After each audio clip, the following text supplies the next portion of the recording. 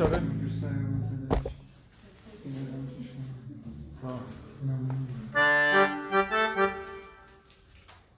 Does that sound like a harmonium? Om Vishnu Padaya Krishna Prasthaya Bhutale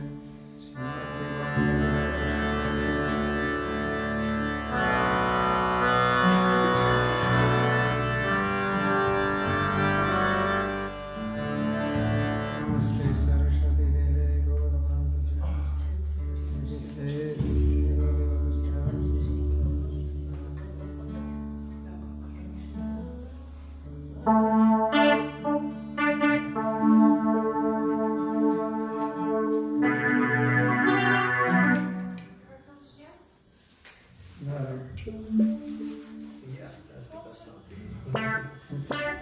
Is it so?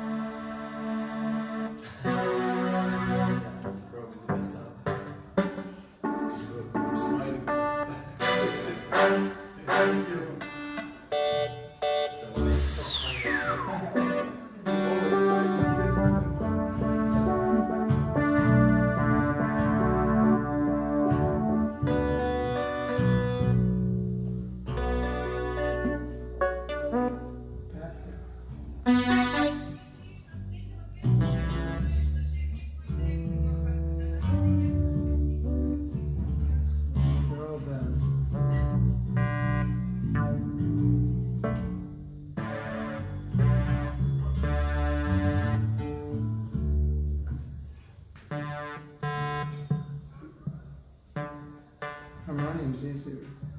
Yeah. Harmonium's what? There's a harmonium. No. He wants, Vaishnav Seva wants me to play.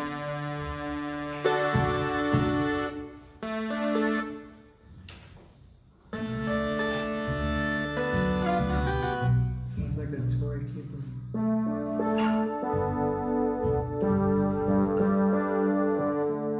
Sri Krishna Chaitanya Prabhu Shadvaita Gadadhar Srimastani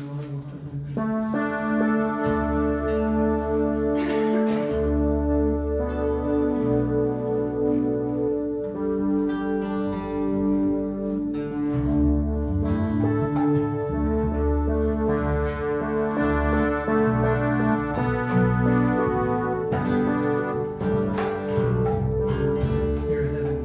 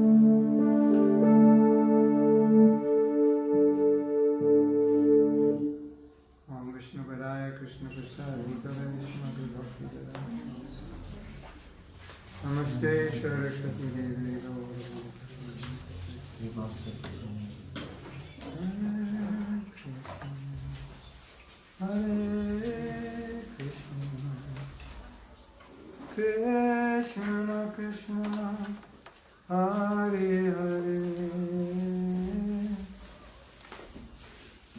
let's love a moment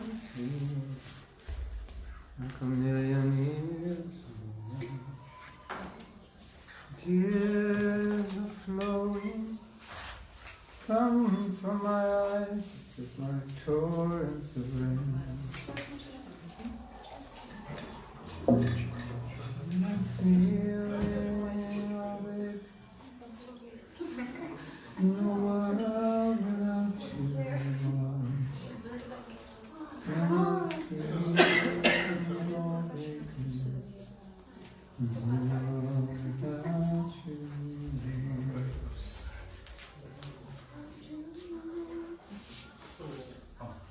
I know no one but Krishna is my one and only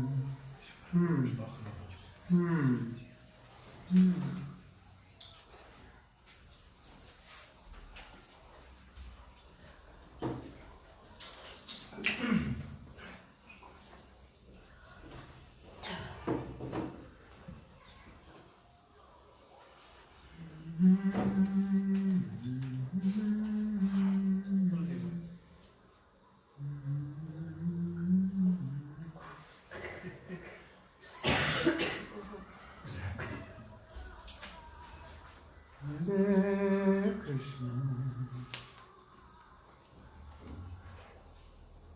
Hare Krishna, Krishna Krishna, Hare Hare, Hare Rama, Hare Rama, Rama Rama, Hare Hare. So we're going to continue reading about self-envy.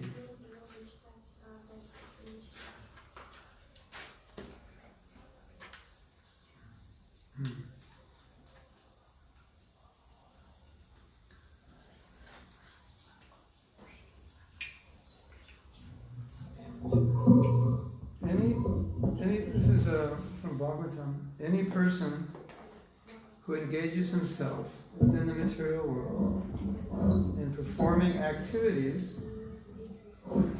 that necessitate great struggle, and who, after obtaining a human form of life, which is a chance to obtain liberation, undertakes tasks or fruitive activities, must be considered to be cheated and envious of his own self.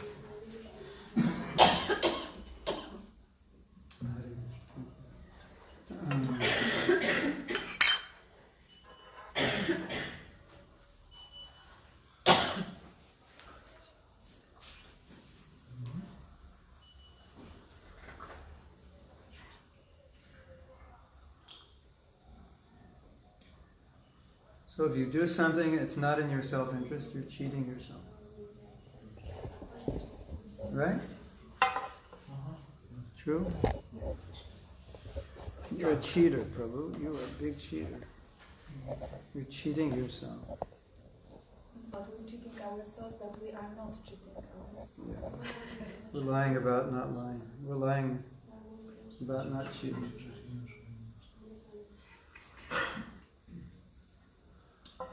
So, then I ask a question regarding Bilva Mangala Thakur. When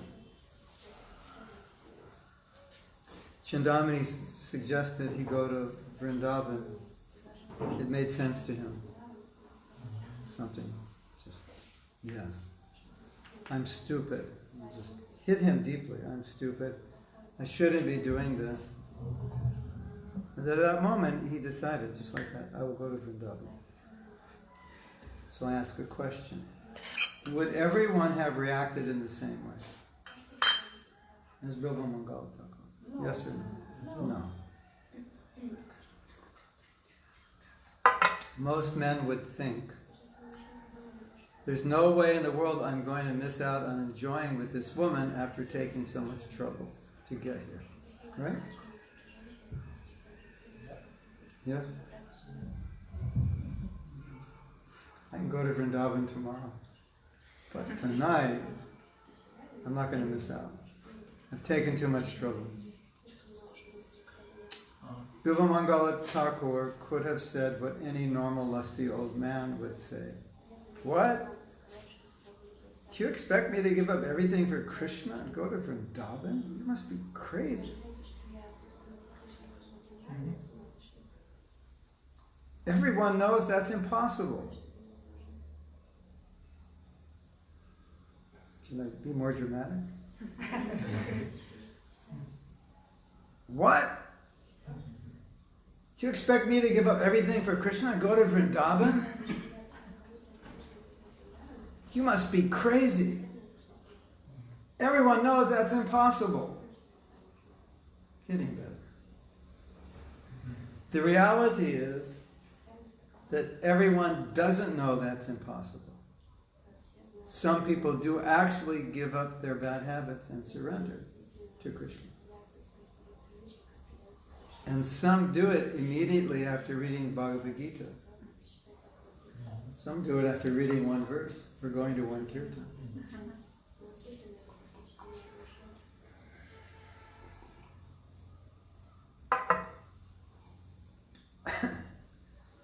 Anytime you say everybody knows that and fill in the blank, if it's something that you're trying to get out of by using that statement, you should realize you're making an excuse.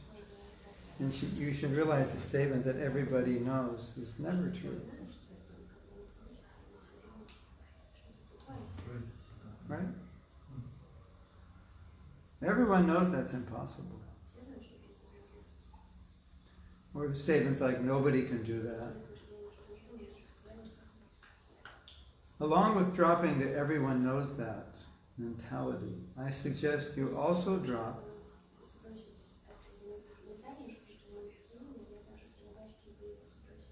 the anyone in my situation would do that frame of mind. Have you ever said that? When you made a mistake, you go, well, anyone would have. In my situation, anyone would have done that. That's not good. What you're really saying when you generalize this is that, quote, it's my belief that. So this is interesting. Like some devotees ask, well, how do you know you have what your beliefs are? One way to know is every time you say, everyone knows that, whatever comes after that is your belief. Did you know that?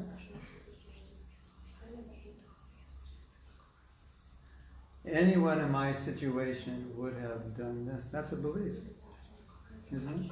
It's a belief that this is impossible. It's an impossible situation and there's only one way to act. It's a belief.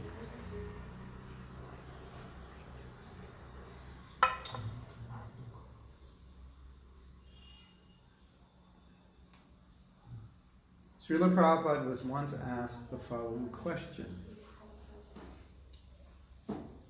In your books, you mention that if one does not take the time to understand how his activities are producing his next life, then one actually becomes envious of his own self.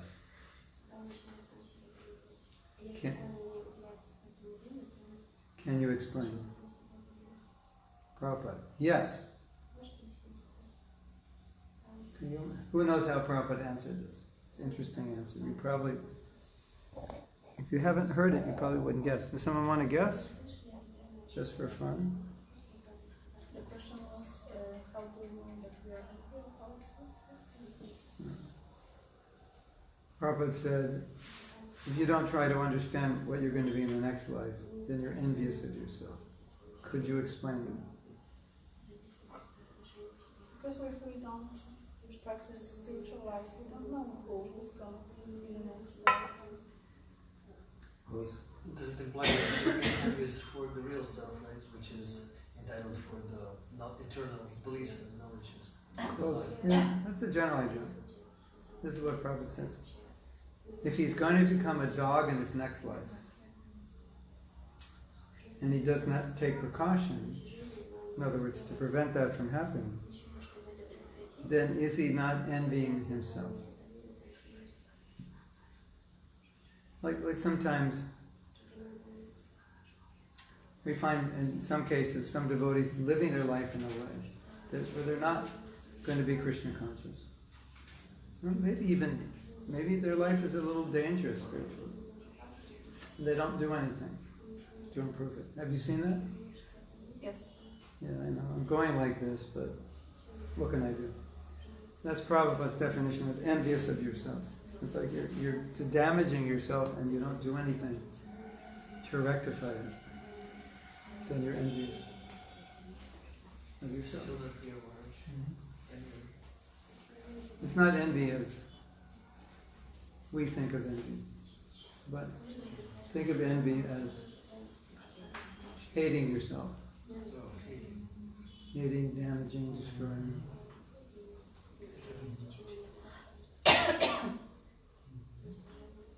If you kill an ant, it means you're envious of the ant.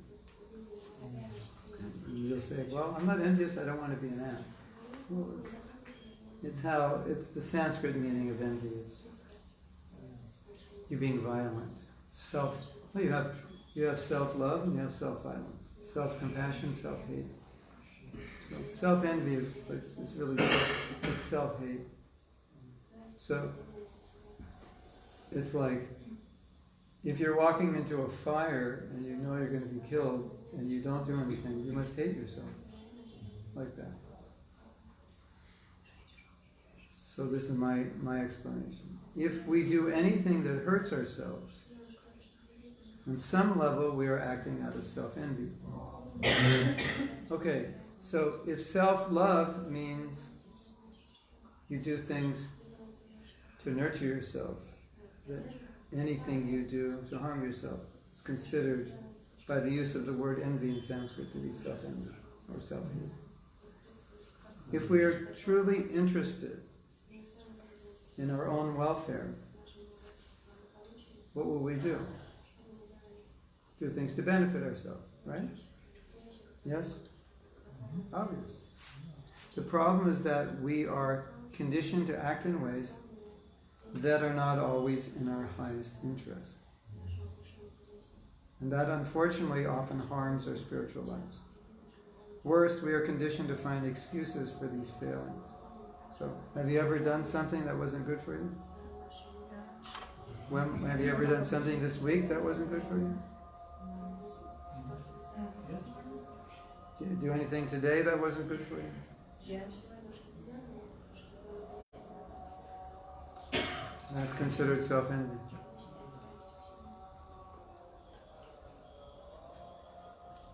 Interesting. In a room conversation,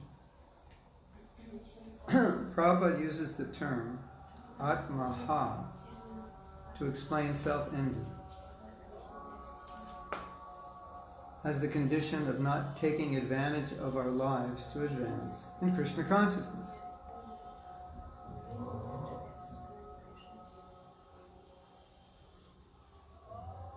So, anyone who does not take to this Krishna consciousness movement is most unfortunate. Atmaha. He is killing himself. So now, Prabhupada's, it's more accurate now. Atmaha makes more sense to us, right? Killing himself, killing your chance for spiritual life. Atma, of course, means self. Ha means kill. So Atmaha, he is killing himself. If one kills himself, who can save him? You keep your knife within the pocket, and as soon as there's nobody around, you kill yourself. Then who can save you?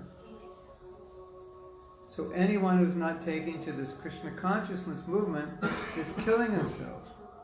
That's all. And we are canvassing. Please take to this. Free yourself. That is our duty as servants of Krishna. He may take or not take. Doesn't matter. It is our duty as Krishna's servants to speak to him. So, if we reframe this, basically Prabhupada's saying everyone's committing suicide. And so, what is our service? To stop people from committing suicide. Basically. Stop ourselves from committing suicide. Stop others from committing suicide. Interesting vision, isn't it? Yeah. Everyone in the world is killing themselves. And our mission is to stop killing ourselves and then help others stop killing themselves. Prabhupada elucidates on Atmaha in 2 lectures.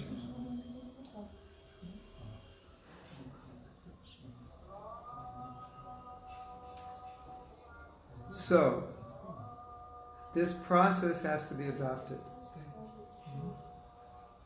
If you're actually serious to understand Krishna. And if you do not try to understand Krishna, then you are making suicide. Atmaha.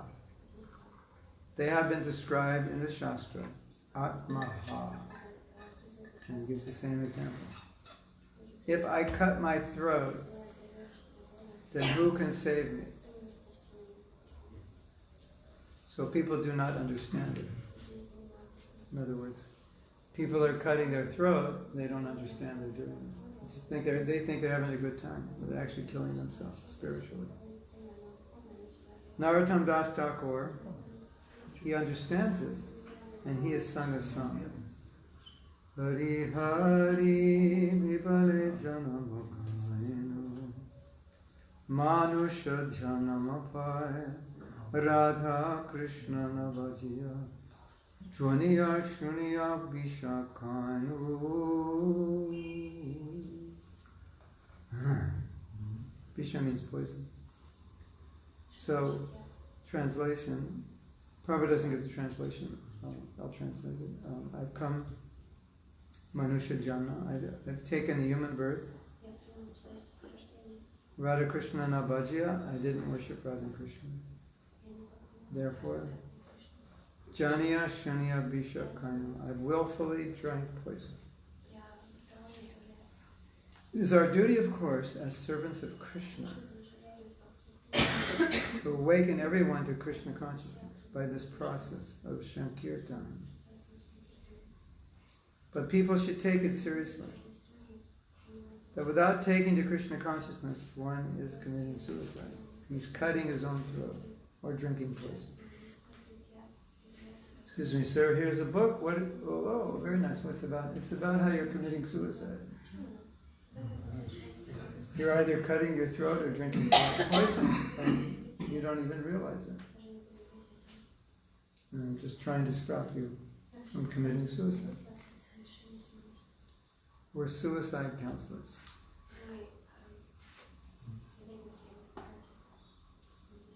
If you like to drink poison, nobody can check you. If you want to cut your throat by yourself, nobody can check you. But this is not a very good business. We've got this human form of life to understand Krishna. That is our only business. That is Chaitanya Mahaprabhu's teaching. And Krishna's teaching in the Bhagavad Gita. Why should we not take advantage of these things and make our lives successful? Why we should be so much foolish? But they are. I do not know why they are not taking to Krishna consciousness. Why did Prabhupada say that? I do not know why they're not taking to Krishna consciousness. Who knows? Because they're doing so many other things. They will take to so many other bogus things, but they will not take to Krishna.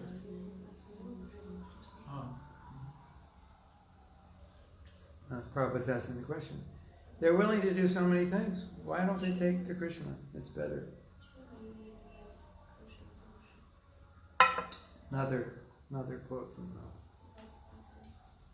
Prabhupada. Atmaha means suicide. If you cut your throat, who can save you? We should not become Atmaha and spoil this life. In the Bhagavatam it is said, Durlabham manusham janma tadapi adruvam artavam. The human form of life is durlabham, rare. After many millions of evolution, millions of years, we have got it. It is very durlabham. Jalaja navalakshani sthavara lakshavimshati. That's the list of all the species. We have got this opportunity by the grace of God, or the material nature has given us this opportunity. Now we should utilize it. This is the Krishna conscious movement. Don't spoil it.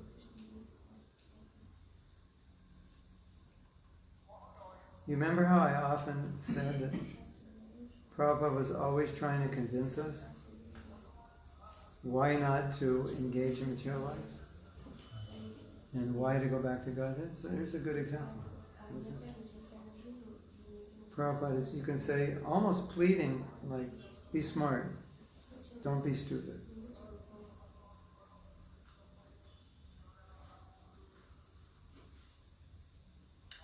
It's kind of like your friend calls you up and says, just help me today, I'll give you $1 million.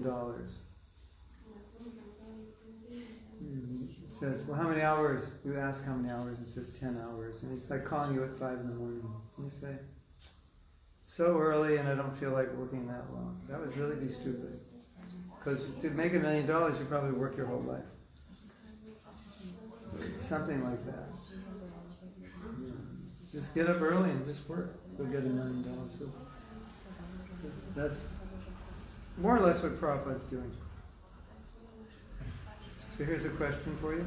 Do you do anything, consciously or unconsciously, that hurts yourself materially or spiritually? Of course we do. I do it when I don't chant my rounds attentively, when I don't give myself quality time for my spiritual practice, when I neglect my health, when I overwork and waste time on idle talk and frivolous activities. Isn't that interesting? Like we do so many things that hurt ourselves and we don't even realize it. Okay, I have a question. If you didn't read Facebook, if you didn't look at Facebook for a year, and the time you normally look at Facebook you read Bhagavatam, could you get through the whole Bhagavatam? Yes. Probably. Right now, there is not this option, but many years ago there was an option that you could check Timer? timer. And once it was like that I was on Facebook, I don't know, like a few months, so many hours, they are counting it. They did an interview with people, and they asked them questions about living without their phone. And they gave them options. And one option was go to jail for a year. And many people chose to go to jail for a year rather than give up their phone. So they chose giving up their parents, because they're addicted. It's a drug.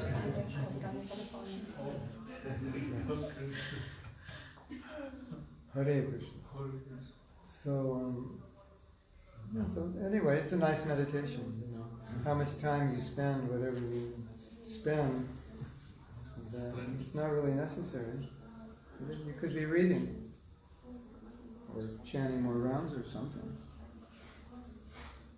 I have seen that some devotees are so conditioned to doing the wrong things that they cannot sustain the devotional practices that would keep them happy. Thus they allow old habits to dominate their lives, causing them to do things that are self-destructive.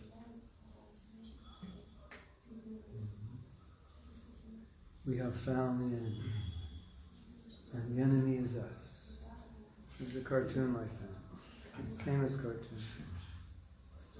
What was that called? I forget what it was called. Anybody know? I think it was an American, some cartoon character. And that was that cartoon became famous. We have found the enemy, and the enemy is us. Finally realized that I'm the enemy.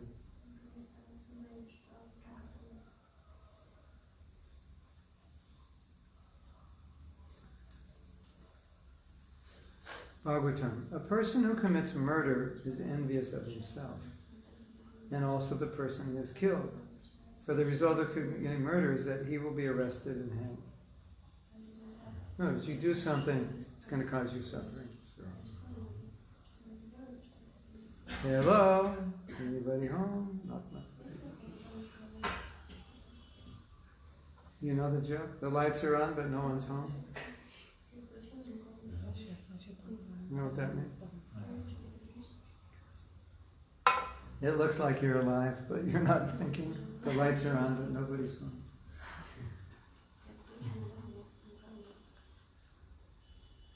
It's I think that's a good summary of material life. The lights are on, but nobody's home. Thus, we cannot harm another being without harming ourselves. Self-destructive habits can be due to low self-esteem. Devotees tend to struggle more with sadhana because they don't love themselves or value themselves enough to take care of their spiritual lives. So, Prabhupada's giving these examples, but for us, the example is spiritual neglect. That's how we're harming ourselves, right? And so you have to have some degree of care. You have to care enough to do what you don't feel like doing. That's the principle. And if you don't care enough, well, I would suggest asking yourself, why don't I care enough? And write down the reason and give it to someone else and tell them, read this reason to me.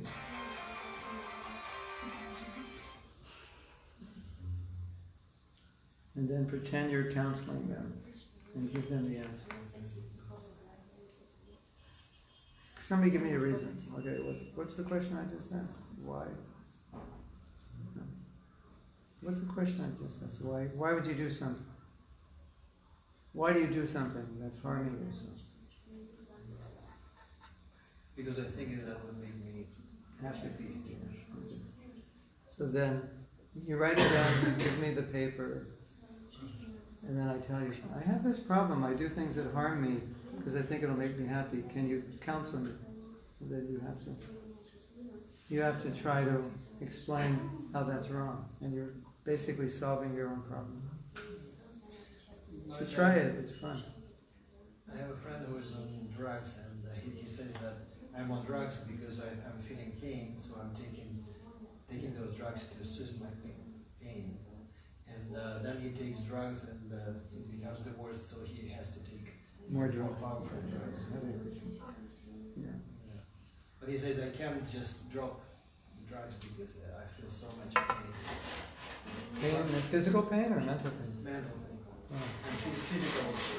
He had a car accident a few years ago. Unfortunately. Yeah, a lot of people get addicted to drugs, to painkillers. You want to hear an interesting statistic? They found that the more people shop, the more depressed they become. They also found people shop because they're depressed. A circle. Vicious, yeah. A vicious circle. And they also like having debts because of that, because they are Having using what? they are using Oh, different debt, cards. yeah. Yes, they are even more depressed. Yeah. Ladies and gentlemen, boys and girls, this is not a good place to stay. So why do we still think that We're it's a good place to stay? stupid. Turn to the person next to you and say, don't be stupid. Don't be stupid. Don't stay here. Don't stay here.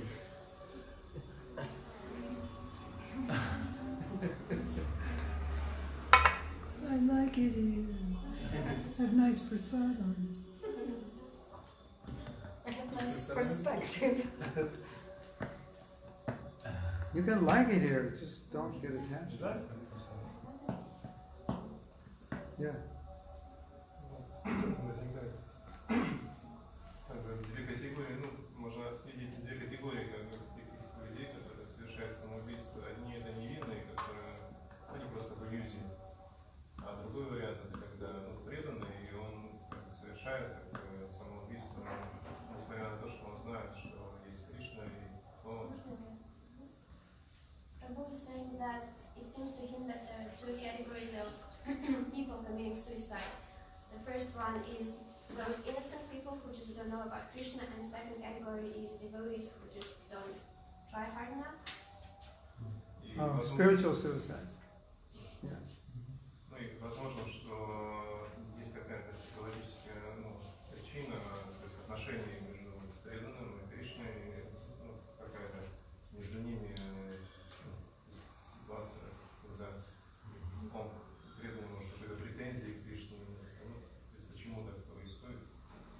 And it seems that there is some psychological reason and something wrong, and there's something wrong in relationship between that devotee and Krishna, that he's somehow offended by Krishna or something. Feels mad at Krishna. Yeah. The word Could be. feels mad at Krishna. So Could be. There could be so many reasons. Может быть, мы разные. But I prefer to think, I think it's good to think, it's because we're stupid. Like, if you're walking into a fire and I say, you know, if you walk into that fire, you're going to die. And you go, yeah, I know, but it looks like it's fun. That's pretty stupid, isn't it?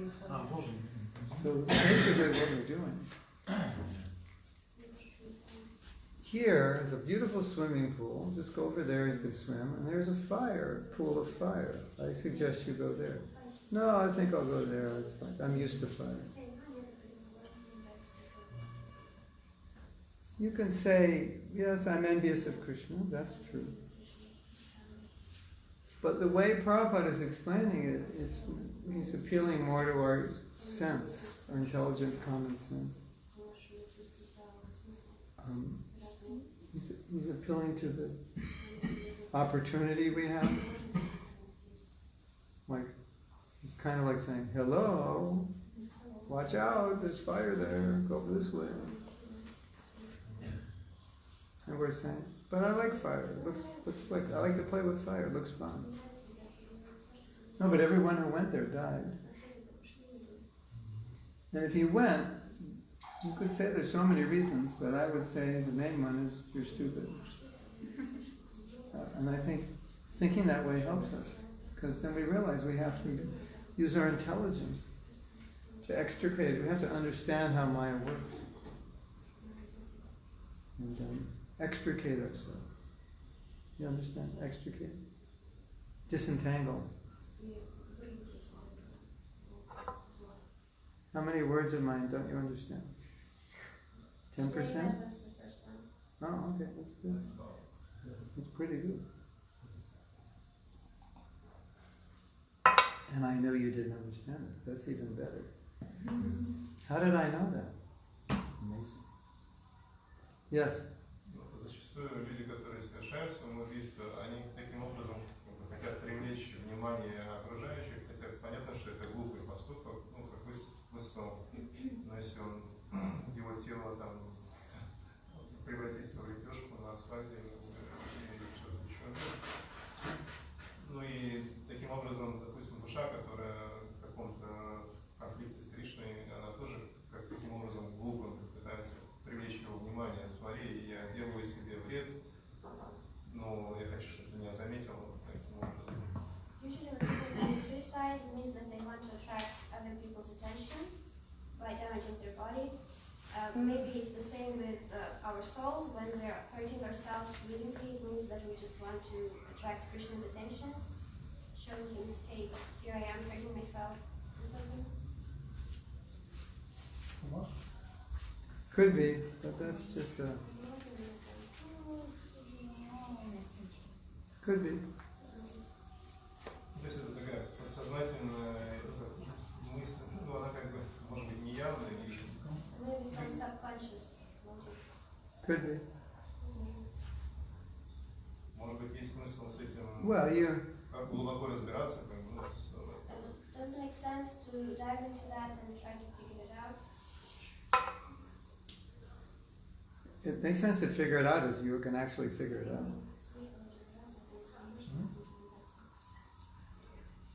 ну, если не самому, а с помощью кого-то. With help of somebody else. But I would say that Prabhupada would just say, stop doing it. Don't worry about why you're doing it, just stop. Prabhupada wouldn't get so analytical about it.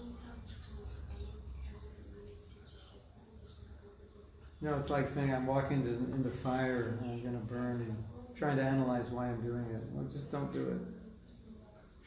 It's more his mood. Just understand it's bad and just don't do it.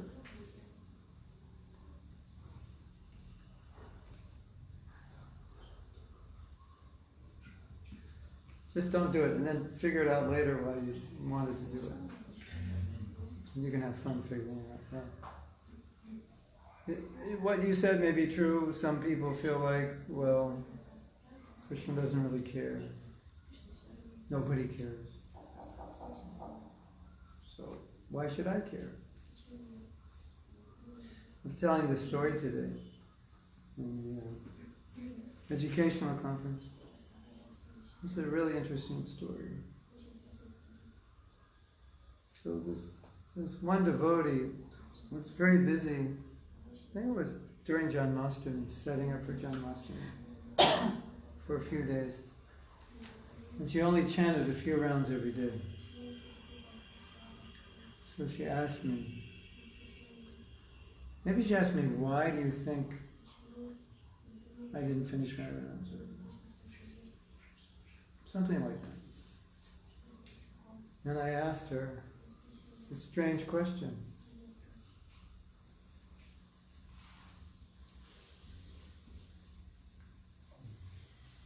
I said, did your parents put you down? It's kind of a strange question to ask someone who's asking about japa, isn't it? Don't you think? And she said, yes. And you know what I said? That's why you didn't finish your rounds. Because they made you feel like you weren't worth it. So you now feel like you're not worth it, so you didn't care if you didn't chant your rounds, because it's not worth it to you to take care of yourself. Isn't that interesting? So that could be a reason. Right? So my realization is, like we say in America, let's say I'm talking to you and I say, I've been working so hard, I'm thinking I should just take a few days off. And then a friend of yours will agree with you and say, yeah, he'll say, treat yourself right. Yeah, you need that, treat yourself right. Or I'm thinking, taking off today and going getting some pizza and just relaxing, I've been overworked. Yeah, treat yourself right. So we can use that spiritually, yeah. I was thinking of chanting extra rounds today. Yeah, Prabhu, do it. Treat yourself right. I was thinking doing some tapasya. Yeah, Prabhu, do it. Treat yourself right. That's the idea. Treat yourself right. But sometimes a devotee might end up in a situation that it's like really, really busy and it's like a short period of time that just really don't have time. And I can confess that during like Woodstock, when we are so busy for 5 days, I'm not chanting at all. But time is relative. That is one of the best excuses I've ever heard. Since somehow or other, everyone's at the same festival, but some find time to chant and some don't. So time is some are hanging around and some are busy like for, 7 hours. Yeah. And some, no matter what, will find time, no matter how busy. I think just that those rounds would be like, not good, so I prefer just chant them later, like just add few rounds. Alright, let's have a little play here. You're going to Prabhupada and you're telling him that. I just decided, even though I vowed to chant 16 every day, I decided, I need my rest, I'm going to get up late and there won't be any time. And I, definitely have to talk to all my friends for a few hours. And after that, and take prasadam and, then I have to get ready. And there's not going to be any time to chant. Is that okay, Prabhupada? Would you go to Prabhupada and tell him? I don't think so. But it's a good, I think this is really good. Whenever you have some but, just imagine you're going with your butt to Prabhupada. Like, would you even go? Would you feel comfortable or uncomfortable? Maybe I will be able to explain to Prabhupada why. Because Prabhupada was a very I have my reasons.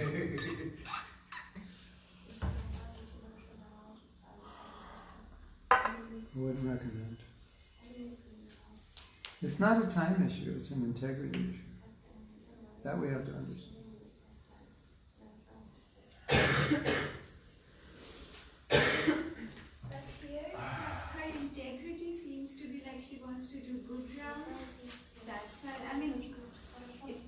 I don't think those rounds, I don't think those later rounds are going to be that good.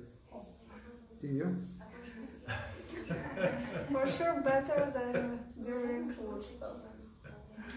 What I would do is I would carve out the time to chant good rounds. You know, I stay in the same room as Madhava. Who knows when he gets back? Because he does the last kirtan. Yeah, but Madhava is not that engaged as me, sorry to say. No, wait. He gets back. I don't think he goes to bed before 1 o'clock. He's up every morning, no matter what time he goes to He's bed. having all day hanging out, sorry to say. No. And he's starting like Yeah, that may be, but 10 o'clock. He's up in the morning chanting his rounds, and you're not. That's the difference. He's going to bed and getting up maximum 5 hours And later. then he's having like half of the day to sleep. I don't have this time. Yeah, you do. I don't. Yeah. I don't. Here's the philosophy. You made a vow to chant 16. You have to find that time every day. You just have to. Once you make that vow, it doesn't matter what you do. Yeah, but I can chant it like No, later. every day. Every day 16. That's the vow you make. You didn't make a vow to chant, 80 rounds one day and no rounds the other. It's a matter of, it's an integrity. Because you are your word. And when you don't keep your word, you degrade yourself. You degrade yourself to yourself because you're allowing yourself to give in and not commit to a vow you made. So you weaken your sense of worth. So it's not good. I guarantee you can find the time. I'm 100% sure. And how can I say that? Because I've done it every day for 50 years. And I've been busier than you, I can guarantee. Like way busier some days. But I did it. So you can do it also. As long as you leave that room to say, I'll do it later, it's the death of it. It's not, you can't get done. And when you say, I'll find it, I have to do it, you'll get it done. And I have to do it good, you'll figure it out. It may not be great, but you'll calculate. Okay. You'll figure it out.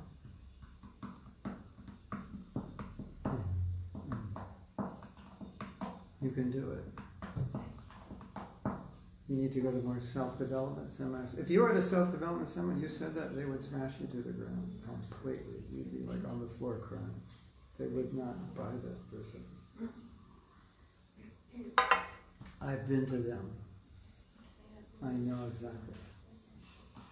It's really good. They don't let you make excuses. They see right through it. So I'm just telling you what I've been told.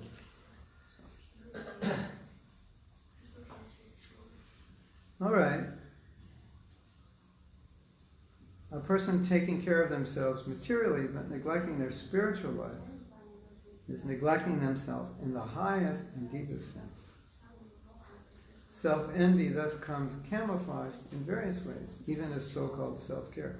So I'm caring for myself materially and I neglect myself spiritually. That means I'm envious of myself. That's interesting. If we're honest with ourselves, we will acknowledge that sometimes we even willingly embrace spiritually destructive activities. True or true? True. Yeah, you get a big response for that one. Anyway, that's the prayer of Narottam Das Thakur, that I drunk poison. Prabhupada mentioned in a lecture I attended in Los Angeles in 1972. I was in Los Angeles in 1972. Prabhupada was there for 3 months. So every day we got to go to Bhagavatam class and listen to Prabhupada. What do you think of that? Pretty cool? And so, like 80, 90 lectures, whatever we heard. And now I have that little player, and I can go to 1972 Los Angeles, and I can listen to the same lectures that I listened to when I was 48 years ago when I was 22. That's wow. That's real interesting. And I can remember the temple room where I was sitting with Prabhupada said. So this lecture, Prabhupada said, those who come to Krishna consciousness are the most fortunate. And those who leave are the most unfortunate. He went on to explain, those who leave are the most unfortunate because they give up their rare opportunity to engage in devotional service. Thus, they're even more unfortunate than those who never had the opportunity. Turn to the person next to you and tell them, don't be the most unfortunate. Don't.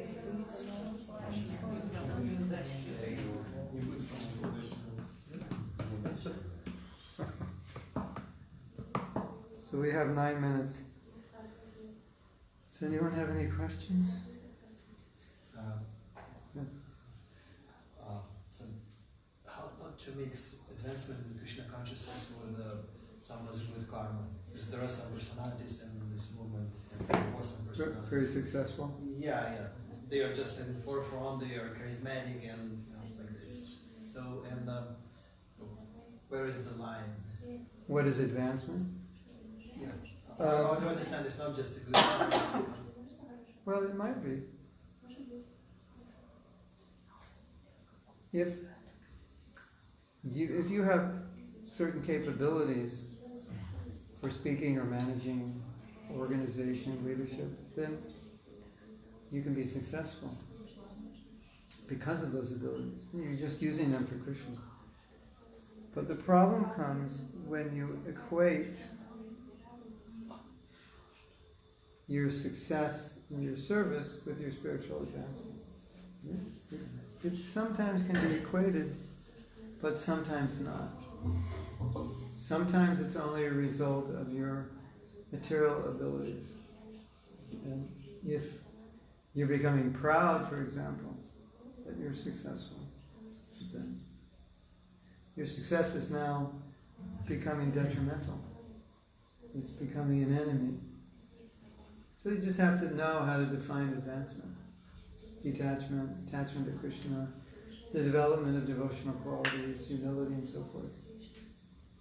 And you could be very successful but not have those qualities. Or worse, you could be successful and it'll make you proud. The more successful, the more preaching you do, the more proud you become. That's possible. Right? How to be humble in this situation? Hard to be humble when you're great. How to be humble? You have to be more humble. Yeah. Really hard to be humble when you're as great as I am. That's a good excuse. But it's true. But I would say, in answer to your question, I would say, there's one thing we can say is that those of you who have capabilities to do careful. Because you're the most right candidate for pride. Because if you can't do much, it's harder to become proud. Because you have nothing that should really make you proud. Nothing substantial.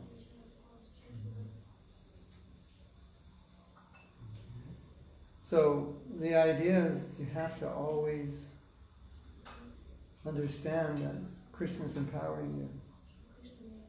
If you remember that, you'll be okay.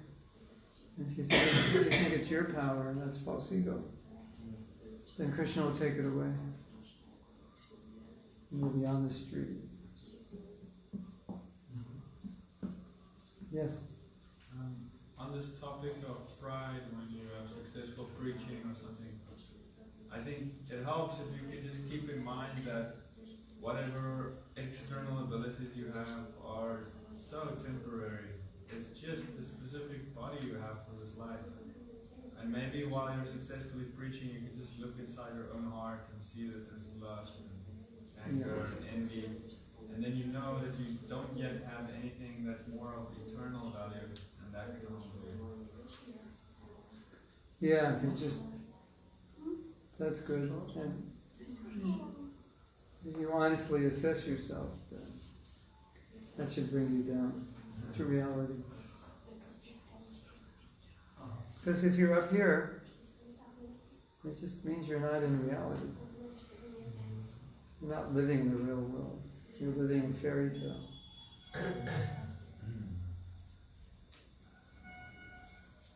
Everyone's living some fairy tale. Some people living bigger fairy tales. Right? Right.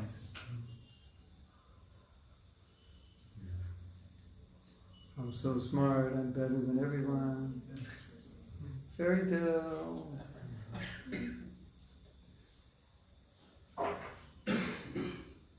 Makes you feel good. Think you're better, right?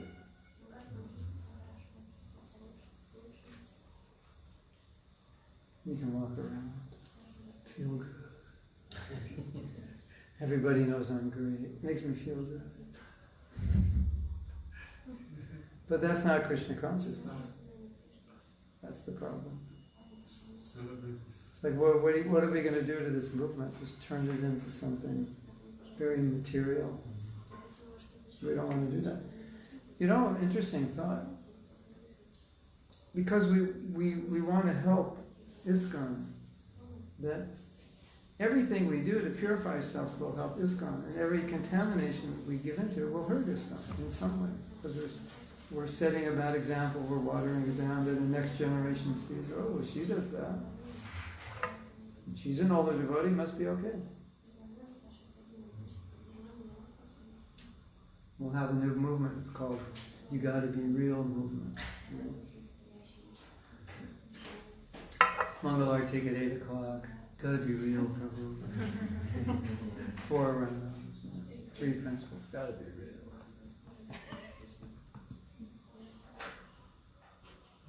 Right? That'll be the new movement.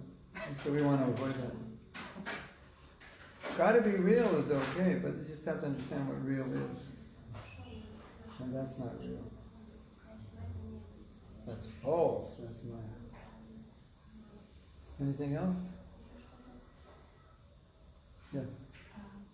You said that we should have intelligence, because sometimes we are having desires and we should use intelligence to overcome desires, but it's said also that sometimes desires are stronger than intelligence. We are like bewildered, and although we intellectually know that we should not do something, but still this desire is just stronger, and even if we know that it's gonna end up with disaster, we are going for it. Too bad. I feel sorry for you. I'll pray for you.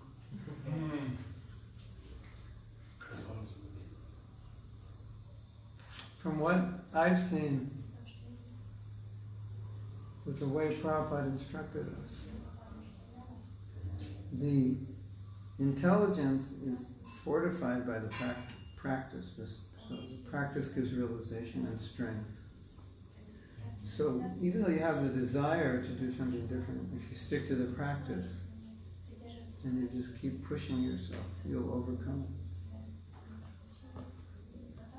At least overcome some of it, enough of it, that you'll be okay. But taking your question, I think it would be interesting if we go back 100 years and see what people were doing. So, or go back 200 years, and you know, the average person, their lifestyle was a little more quote-unquote Krishna conscious. They were living more simply and so forth.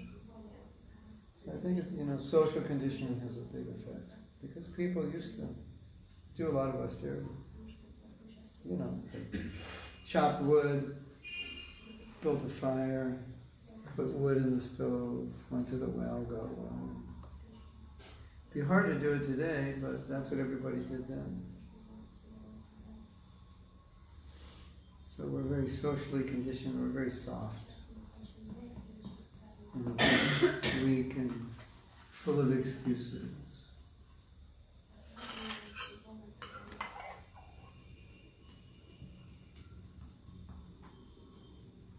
Make a t-shirt.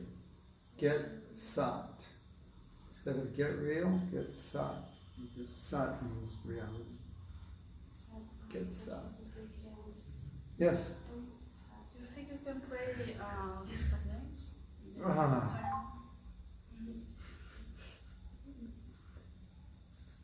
A heavy song.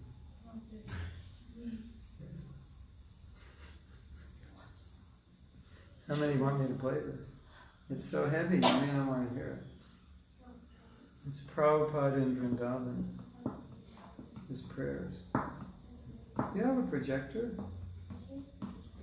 Vaishnav Seva, you have a projector?